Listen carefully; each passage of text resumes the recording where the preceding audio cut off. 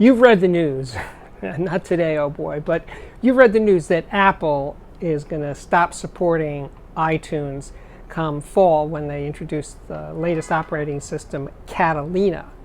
So iTunes will have had basically an 18-year useful life to Apple. Now, to the people who've paid for iTunes all these years, I don't know how they're going to feel about that. But to Apple Corporation, 18 years look like a good run, and now it's a bye-bye for iTunes. Okay. Oh, before I go any further, I just want to say a few things. A, you can follow me on Twitter at AudiophiliacMan, and you can certainly subscribe to this YouTube channel. Anyway, back to the subject at hand. So, 18 years, that's a good long run, don't you think, for iTunes? Came out in 2001, it's 2019. It's time for you to go. And it'll be, all your music will be available on Apple, all of your music will be available on Apple Music. So pay up your $10 a month and you can listen to it there. It's not going to disappear from your computer. And actually, I will link to a CNET story that has more detailed information about what will become of your music that was on iTunes. It doesn't go away, not implying that it does. But here I am thinking about 18 years, an 18-year run. Well, the LP arrived in 1948, 71 years ago. Still going strong. Many audiophiles all over the world think that the LP is the best sounding format ever. Now, I'm not saying that that's true, but many audiophiles and non-audiophiles love LPs. It's not going away anytime soon. And it's 71 freaking years old. The CD, now, some people diss the CD. I don't. I really like CDs. That format arrived in 1983, so it's 36 years old.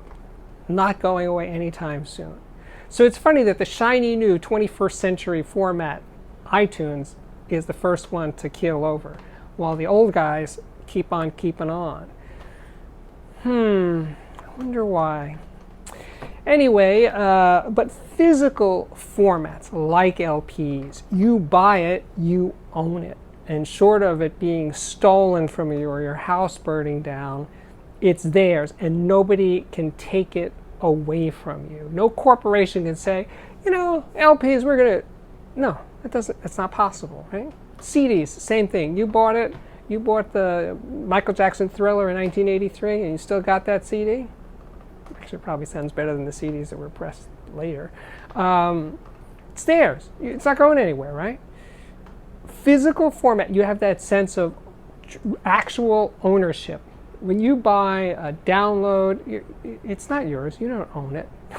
You don't own anything. And now you understand, or if you didn't understand, now you understand why that owning part is important. Because when you have essentially a license to play a song, as in when you have a download of it or stream it, well, there you go.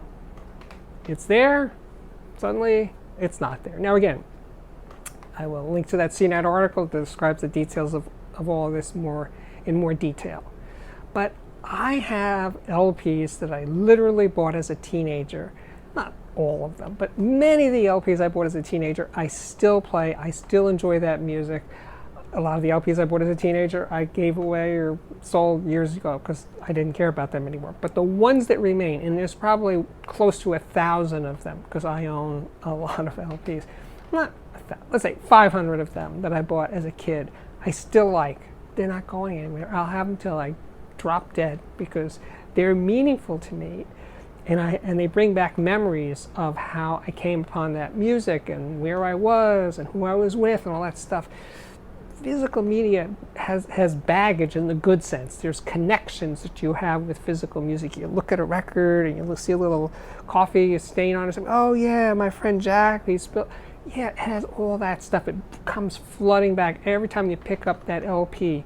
Same for CDs in a different kind of way, but same connection because it's physical. You paid for it. You have something that's there for the duration that clicking and adding to your shopping cart isn't quite the same. It's not really the same thing. But Apple bails. Now, Could I have seen that coming? Really? That the LP, of all things, the LP, the ancient format, it's basically a grandchild of Thomas Edison's talking machine and whatever. That format outlives iTunes? Whew, man. The cranky old man format kicks the youngster's butt because it has value. The LP has value, and iTunes doesn't have value, at least not anymore, to Apple Corporation. So there you go. What do you think? Am I just am I missing something here? So if you're an iTunes owner of many hundreds or thousands of iTunes songs, how do you feel about this change in Apple's course? I'd love to hear from you guys. I really would, because it's your money and it's your music. So how do you feel about Apple doing this? I think we're good. My name is Steve Guttenberg. This is the Audiophiliac Daily Show. Thank you so much for watching, and I hope to see you back here again very, very soon. Thank you for watching.